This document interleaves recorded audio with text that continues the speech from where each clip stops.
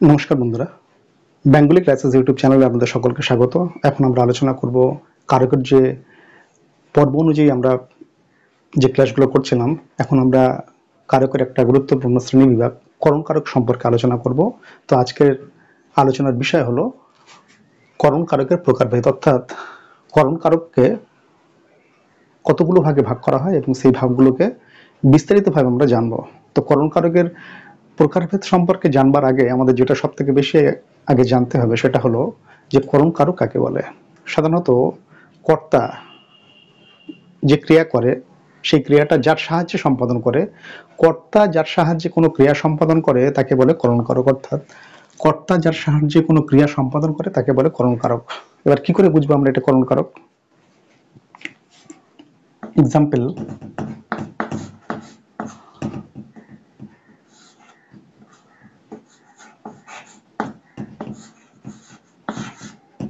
সে ছুরি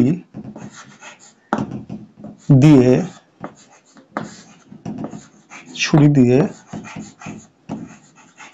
ফল কাটে।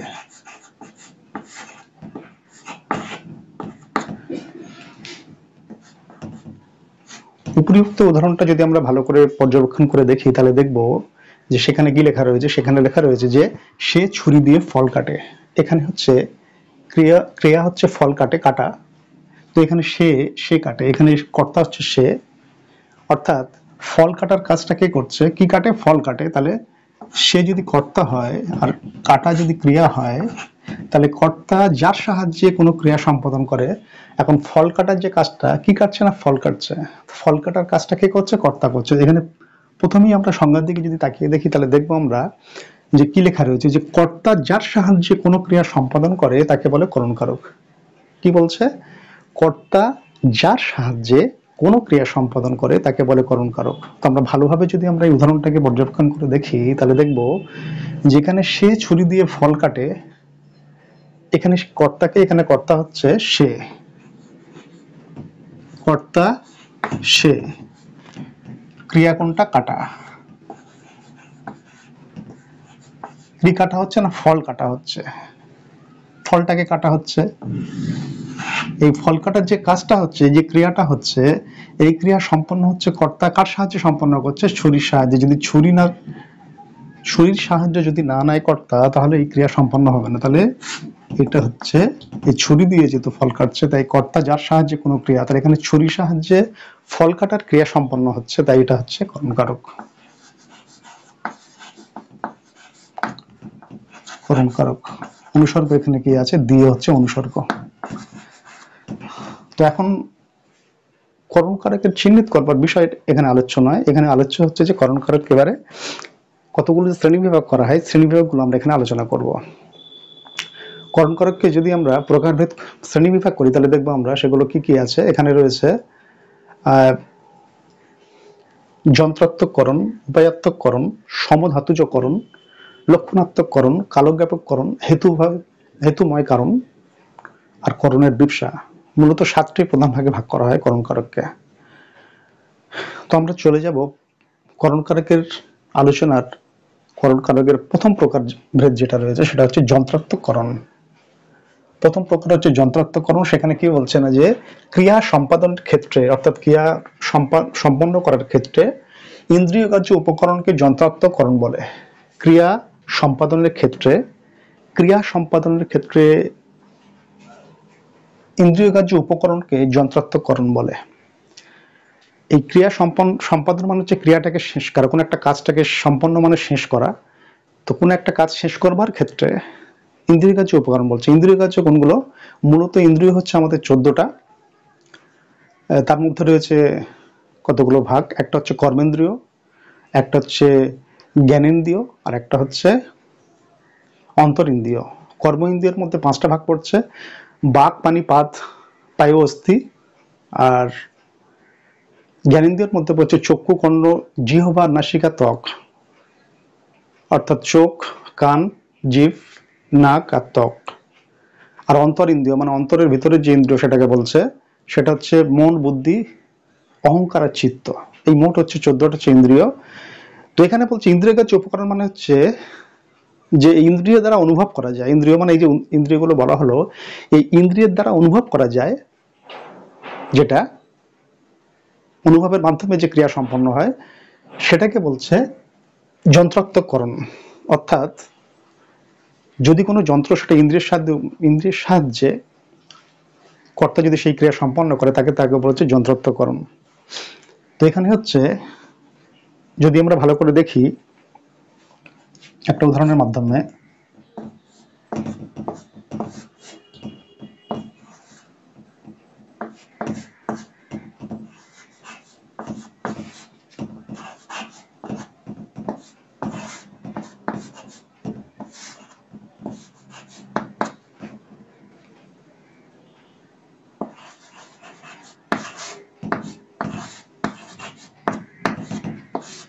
কান দিয়ে শুনি আর চোখ দিয়ে দেখি,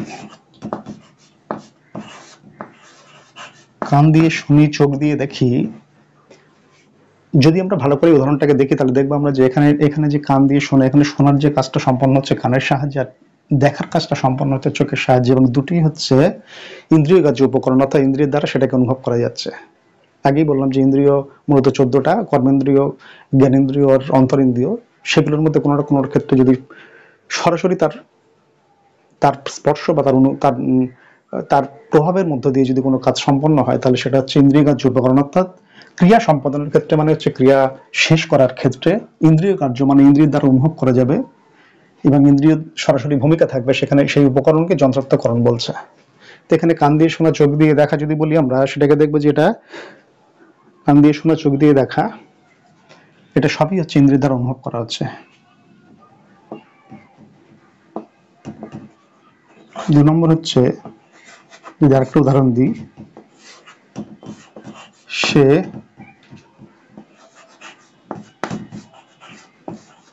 কলম দিয়ে লেখে।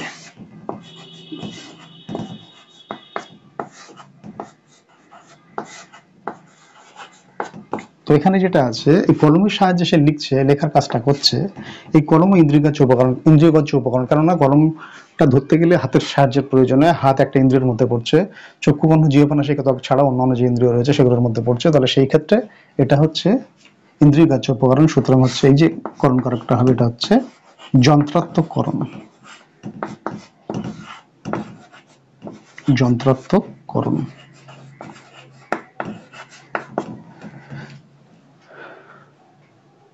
এটা দিয়ে আমরা মোটামুটি ভাবে যন্ত্রাত্মকরণ সম্পর্কে আশা করি আমরা ধারণা তৈরি করতে পেরেছি।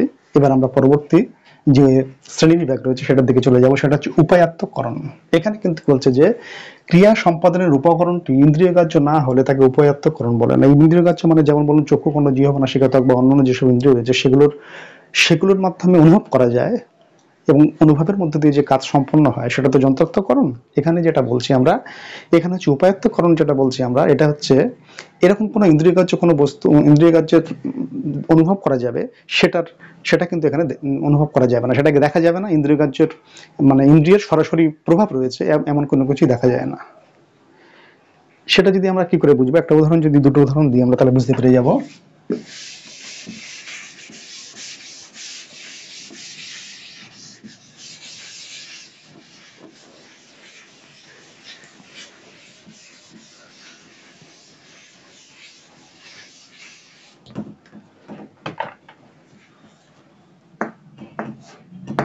এক নম্বর,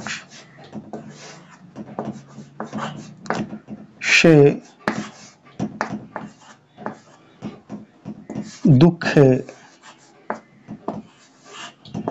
ভয়ে কাতর। সে দুঃখের ভয়ের দ্বারা বা দুঃখ ভয়ের কারণে সে কাতর। তো এখানে হচ্ছে হেতুবোধক মানে দুঃখ আর ভয়, এটাকে যদি ইন্দ্রিয়গ্রাহ্য উপকরণের মধ্যে ফেলি তাহলে কিন্তু কোনো ইন্দ্রিয়গ্রাহ্য না, ইন্দ্রিয় দ্বারা অনুভব করা যায় না। এটা দুঃখ ভয়টাকে সরাসরি ইন্দ্রিয়ের প্রভাব নেই যেটা।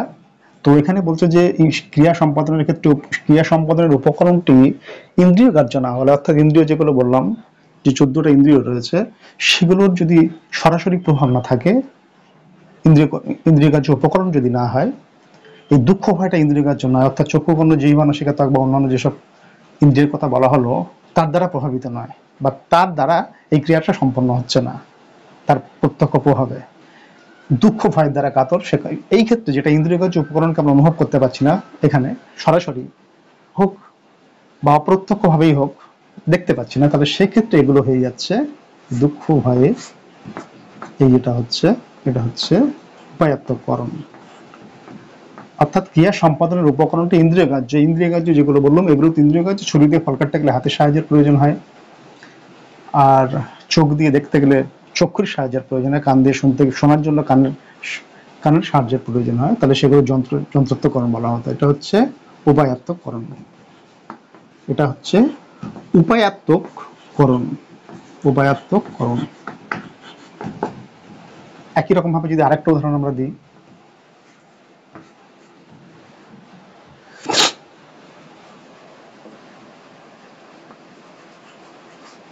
ঘৃণায় তাকে বিদ্ধ করেছে। ঘৃণায় তাকে বিদ্ধ করেছে। ঘৃণায় তাকে বিদ্ধ,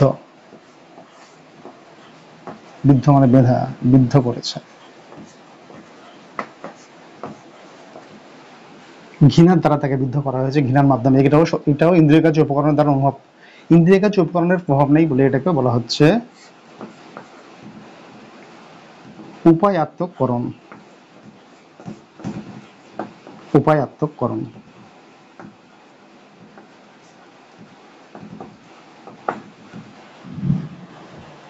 এবার আমরা চলে যাব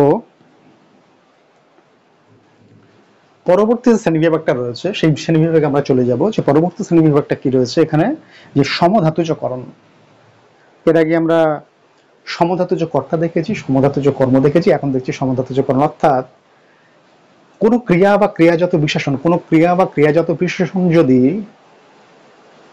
যে ধাতু থেকে সৃষ্টি হয়, ওই একই ধাতু থেকে যদি করণ কারকের সৃষ্টি হয়, তাহলে ধাতু নিষ্পন্ন হয় বা সৃষ্টি হয়, তাহলে সেটাকে বলা হচ্ছে সমধাতুজকরণ। এবার সমধাতুজকরণ এর উদাহরণ আমরা কি করে দেখব।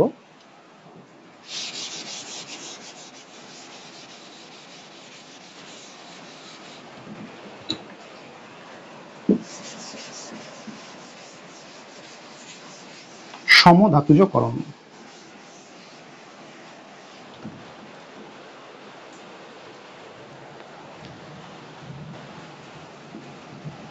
এক নম্বর হচ্ছে, উদাহরণ যদি দিই,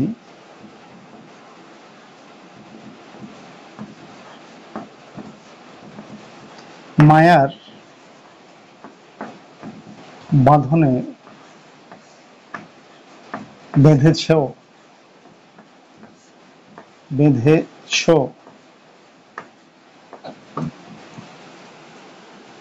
মায়ার বাঁধনে বেঁধেছ, এখানে ক্রিয়া বা ক্রিয়াজাত বিশেষণ আর করণ কারক। বাঁধনের দ্বারা বাঁধা হয়েছে, তাহলে এটা করণ কারক। করণ কারক ও ক্রিয়াজাত, এটা হচ্ছে করণ কারক। বাঁধনের দ্বারা, বাঁধনের মাধ্যমে বাঁধা হয়েছে, তাহলে এটা হচ্ছে করণ কারক। করণ কারক। এটা হচ্ছে ক্রিয়া। তাহলে করণ কারক আর ক্রিয়াজাত বিশেষণ, ক্রিয়া বা ক্রিয়াজাত বিশেষণ যদি একই ধাতু থেকে উৎপন্ন হয়, তখন তাকে বলা হচ্ছে সমধাতুজকরণ। তখন তাকে বলা হচ্ছে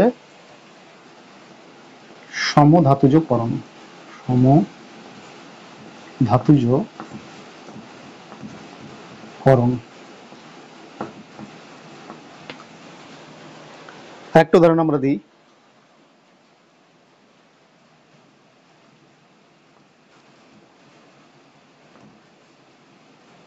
কি ব্যথায় ব্যথিত সে আজ। কি ব্যথায় ব্যথিত সে আজ। কি ব্যথায় ব্যথিত সে আজ। এই ব্যথায় আর ব্যথিত, এই দুটো যেহেতু একই জানো, ব্যথার দ্বারা ব্যথিত, করণ কারক আর ক্রিয়াজাত বিশেষণ বা ক্রিয়া যদি একই ধাতু থেকে উৎপন্ন হয়, তাহলে এটা হয়ে যাচ্ছে সমধাতুজকরণ। সমধাতুজকরণ।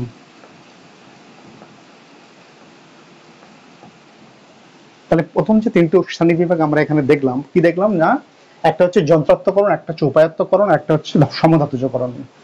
প্রথমেই বলে দিচ্ছি, করণকারের ক্ষেত্রে কর্তা যার সাহায্যে ক্রিয়া সম্পাদন করে, কর্তা যার সাহায্যে ক্রিয়া সম্পাদন করে তাকে বলে করণকারক। তো করণকারকের এবার যন্ত্রাত্মকরণ বলছে ক্রিয়া সম্পাদন, অর্থাৎ ক্রিয়াটাকে সম্পন্ন বা শেষ করবার ক্ষেত্রে ইন্দ্রিয় গ্রাহ্য উপকরণ। আমরা বললাম যে 14টা ইন্দ্রিয় ছিল, কর্মেন্দ্রিয়, জ্ঞানেন্দ্রিয়, অন্তরেন্দ্রিয়, এই যে 14টা ইন্দ্রিয় বা ইন্দ্রিয়গুলোর প্রত্যক্ষভাবে যার প্রভাব রয়েছে, ইন্দ্রিয়ের মাধ্যমে যে কাজগুলো সম্পন্ন করা হয়, তখন তাকে বলা হচ্ছে যন্ত্রাত্মকরণ। যেমন বলেছে ছুরি দিয়ে ফল কাটে, কিন্তু ছুরি দিয়ে ফল কাটছে, কিন্তু সেটার পিছনে প্রত্যক্ষ প্রভাব রয়েছে হাতের সাহায্যে ছুরি দিয়ে ফলটা কাটা হচ্ছে।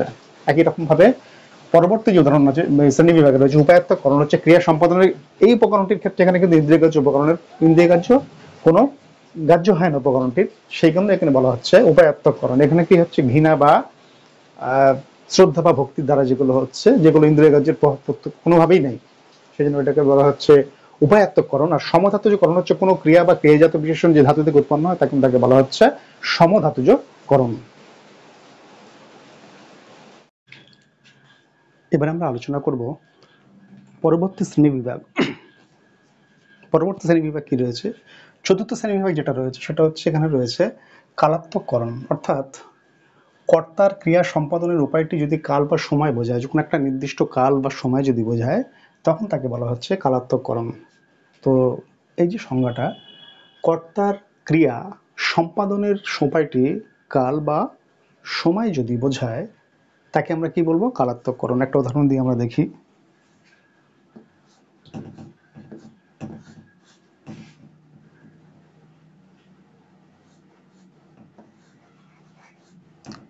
দশ দিনে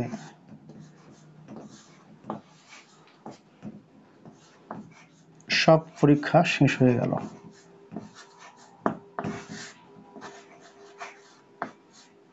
সব পরীক্ষা 10 দিনে সব পরীক্ষা শেষ হয়ে গেল। উপরিউক্ত যে উদাহরণটি রয়েছে, উদাহরণটি যদি ভালো করে আমরা দেখি, এখানে দেখব এই 10 দিন একটা নির্দিষ্ট সময় বোঝাচ্ছে। 10 দিনের মধ্যেই সব পরীক্ষা শেষ হয়ে গেছে, তাহলে 10 দিনের মধ্যেই সমস্ত পরীক্ষা শেষ হয়েছে, যেহেতু একটা সময় বোঝাচ্ছে,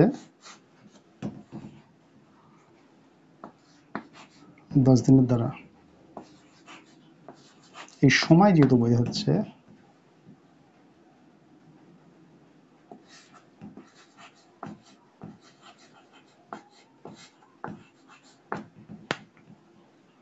এটা হয়ে যাবে কালাত্মকরণ।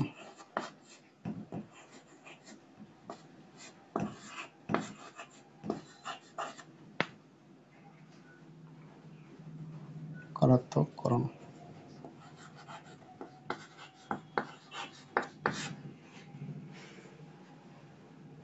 2 নম্বর উদাহরণ যদি আমরা দিই,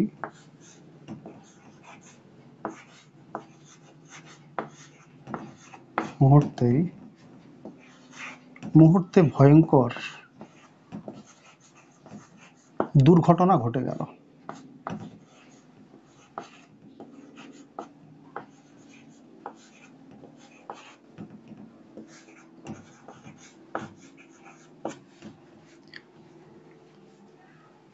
এই মুহূর্ত একটা নির্দিষ্ট কাল বা সময় বোঝাচ্ছে, তাই এটাও একটা হবে কালাত্মকরণ। কালাত্মকরণ সংজ্ঞাতে কি বলছে, কর্তার ক্রিয়া সম্পাদনের উপায়টি কাল বা সময় যদি বোঝায়, তাকে তাকে তাকে আমরা বলবো কালাত্মকরণ। এখানে দুটো উদাহরণ আমরা দিয়েছি, একটা হচ্ছে 10 দিনে সব পরীক্ষা শেষ হয়ে গেল, আর দ্বিতীয় উদাহরণ হচ্ছে মুহূর্তে ভয়ঙ্কর দুর্ঘটনা ঘটে গেল। প্রথম উদাহরণে 10 দিনের মধ্যে একটা সময়, নির্দিষ্ট সময় বোঝাচ্ছে বলে এটাকে কালাত্মকরণ বলে, 10 দিনের মধ্যেই সব শেষ হলো। আর একটা মুহূর্তের মধ্যে, এটা নির্দিষ্ট সময়ের কথা বলছে, সেই জন্য এটাও হয়ে যাচ্ছে কালাত্মকরণ। এবার আমরা চলে আসব পরবর্তী যে উদাহরণ আছে, বলছে কর্তার ক্রিয়া সম্পাদনের উপায়টি যদি কোনো কাজের হেতু বা কারণ হয়, তাকে হেতুময় কারণ বলে। কর্তার ক্রিয়া সম্পাদনের উপায়টি যদি কাজের হেতু বা কারণ হয়, তাকে হেতুময় করণ বলে। তাকে হেতুময় করণ বলে। কি করে আমরা এটা বুঝবো?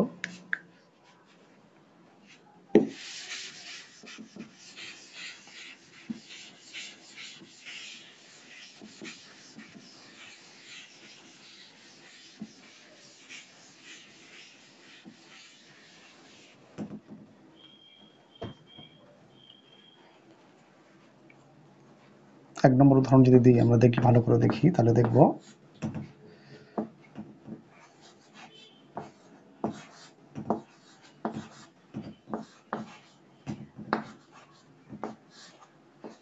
কুহু স্বরের ডাকে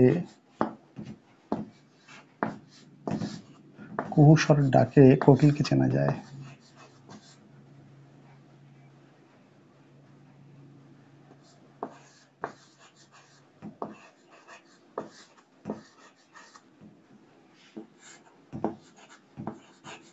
কুহু স্বরের ডাকে কোকিলকে চেনা যায়। কুহু স্বরের ডাকে কোকিলকে চেনা যায়। এই উপরোক্তি প্রথম যে উদাহরণটা আমরা লিখলাম, যে কুহু স্বরের ডাকে কোকিলকে চেনা যায়, এই যে বাক্যটা এখানে রয়েছে, এই চেনা যায়, কোকিলকে চেনে যাচ্ছে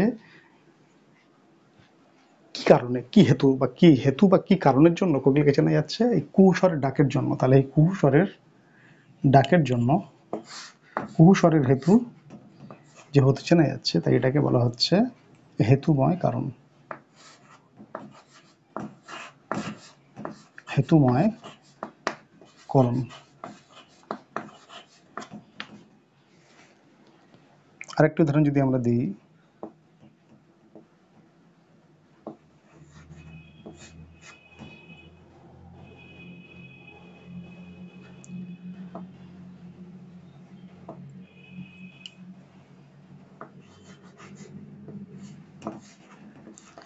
বাঁশের তীব্র হর্নে বাঁশের তীব্র হর্নে মানে হর্ন মানে আওয়াজে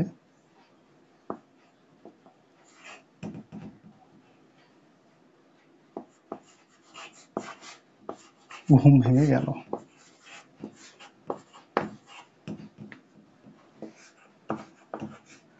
বাঁশের তীব্র হর্নে ঘুম ভেঙে গেল। তাহলে বাঁশের এই যে ঘুম ভেঙে গেল, ঘুম ভেঙে যাওয়ার কারণটা কি? ঘুম ভেঙে যাওয়ার কারণটা কি?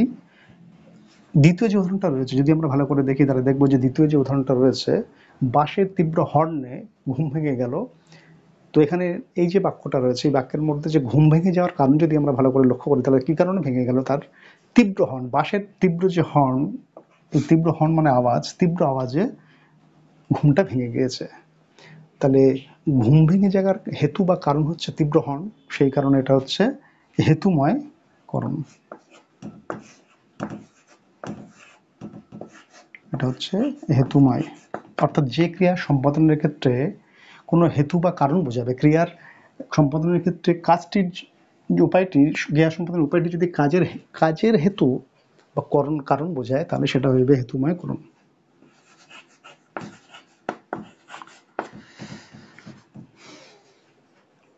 আমরা চতুর্থ শ্রেণী বিভাগ সম্পর্কে আলোচনা করলাম, পঞ্চম শ্রেণী বিভাগ সম্পর্কে আলোচনা করলাম। এবার আমরা ষষ্ঠ শ্রেণী বিভাগ লক্ষণাত্মককরণ সম্পর্কে আমরা আলোচনা করব। লক্ষণাত্মককরণ কি বলছে? যে কর্তার ক্রিয়া সম্পাদনের উপায়টি যদি চিহ্ন বা লক্ষণ, কোনো একটা চিহ্ন বা লক্ষণের সাহায্যে, কোনো একটা লক্ষণ আমরা দেখলাম, লক্ষণ এর মাধ্যমে আমরা বুঝতে পারলাম বা ক্রিয়াটি সম্পন্ন হলো, বা চিহ্নের সাহায্যে যদি কোনো ক্রিয়া সম্পাদনের উপায়টি যদি চিহ্ন বা লক্ষণের সাহায্যে সম্পন্ন হয়, তখন তাকে বলা হচ্ছে লক্ষণাত্মককরণ। কিভাবে সেটা হচ্ছে আমরা একটা উদাহরণের মাধ্যমে ভালো করে দেখে নেব।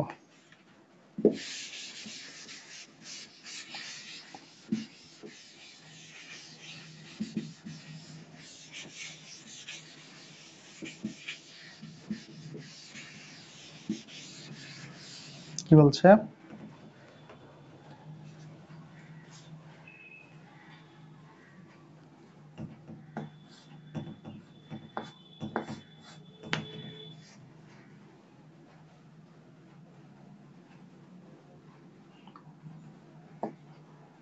এক নম্বর হচ্ছে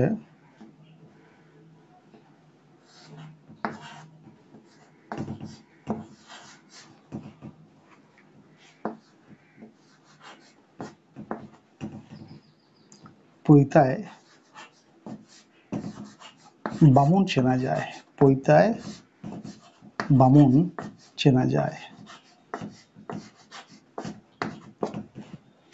প্রথমে যে উপযুক্ত উদাহরণটি দেওয়া রয়েছে, যে পৈতায় বামুন চেনা যায়, এটা হচ্ছে একটা লক্ষণ সাধারণত আমরা দেখি যে একটা ব্রাহ্মণের অন্য কোনো মানুষ বা সাধারণ মানুষের থেকে আলাদা করবার জন্য একটা ব্রাহ্মণ যদি যায় এবং তার পাশে একটা অন্যগুলো সাধারণ মানুষ যায়, সেই সাধারণ মানুষের থেকে ব্রাহ্মণকে আলাদা করবার যে চিহ্ন বা লক্ষণ আমরা বুঝতে পারি, যদি তার মধ্যে একটা পৈতে থাকে তার শরীরে, তাহলে সেই পৈতের মাধ্যমে আমরা বাউনকে চিনতে পারি। তাহলে এখানে হচ্ছে ওই পৈতে এমন একটা চিহ্ন বা লক্ষণ যেটার সাহায্যে বাউনকে চেনা যায়।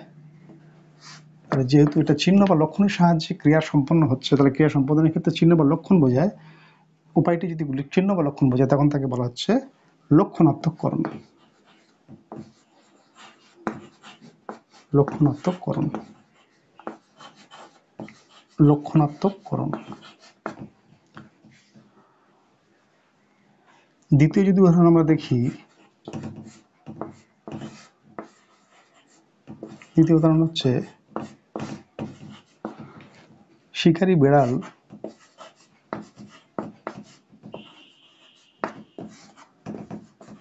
গোফে চেনা যায়। গোফে চেনা যায়।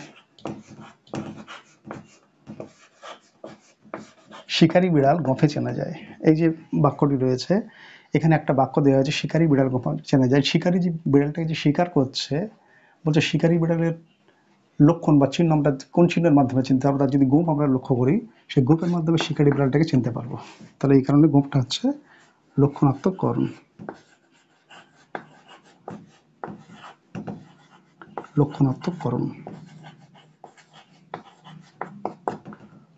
শিকারী বিড়াল গোফে চেনা যায়, এই গোপটা হচ্ছে লক্ষণাত্মককরণ। তাহলে এই সংখ্যাটা যদি আমরা দেখি, যে কর্তার ক্রিয়া সম্পাদনের ক্ষেত্রে উপায়টি, কর্তার ক্রিয়া সম্পাদনের উপায়টি যদি চিহ্ন বা লক্ষণ হয়, তখন তাকে বলা হয় লক্ষণাত্মককরণ। তাহলে চতুর্থ, পঞ্চম, ষষ্ঠ যে শ্রেণী বিভাগ সম্পর্কে আমরা আলোচনা করলাম, কর্তার ক্রিয়া সম্পাদনের উপায়টি কাল বা সময় বোঝালে তাকে বলে কালাত্মককরণ। অর্থাৎ যখন কোনো ক্রিয়া সম্পন্ন হয় তখন যদি কাল বা সময় বোঝায় তাকে বলে কালাত্মককরণ। যদি কোনো ক্রিয়া সম্পাদনের ক্ষেত্রে হেতু বোঝায় বা কারণ বোঝায় তখন তাকে বলে হেতুময়করণ। আর একটা হচ্ছে লক্ষণাত্মককরণ, কোনো ক্রিয়া সম্পাদনের ক্ষেত্রে যদি কোনো লক্ষণ বা চিহ্নের সাহায্যে আমরা চিনতে পারি ক্রিয়া সম্পাদন ঘটে, তখন তাকে বলা হচ্ছে লক্ষণাত্মককরণ। আর সপ্তম যে একটা শ্রেণীবিভাগ আছে,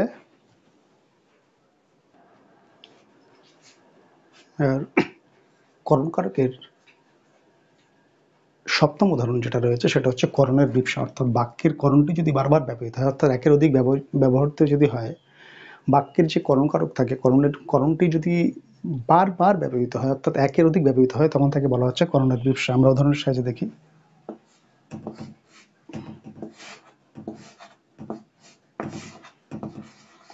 চোখে চোখে কথা হলো।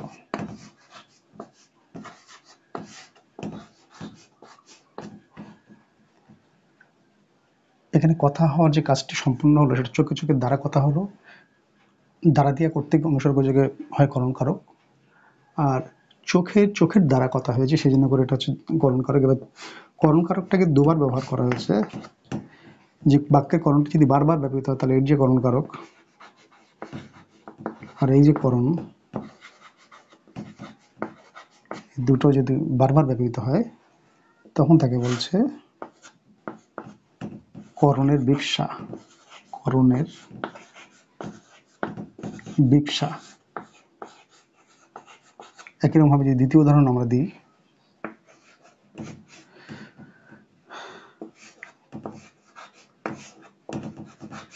মেঘে মেঘে বেলা হলো। চোখে চোখে কথা হলো, মেঘে মেঘে বেলা হলো। বেলা হলো। চোখে চোখে কথা হলো, মেঘে মেঘে বেলা হলো। মেঘে মেঘে বেলাটা কিভাবে হয়েছে? মেঘে মেঘে দ্বারাই বেলা হয়েছে। তাহলে দুটো করণ, এটাও দুটো করণ।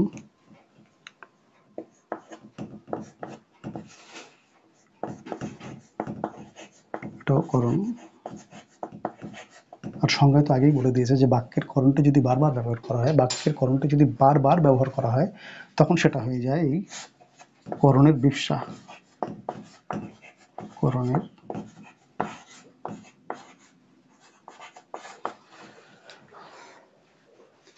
তো আজকের আলোচ্য বিষয়ে করণকারকের প্রকারভেদ সম্পর্কে যে আলোচনা আমরা করলাম, করণকারকের যে 7টা ভাগ আমরা এখানে আলোচনা করলাম, এখানে করণকারকের প্রকারভেদ সম্পর্কে একটা পরিপূর্ণ ধারণা আমাদের তৈরি হলো।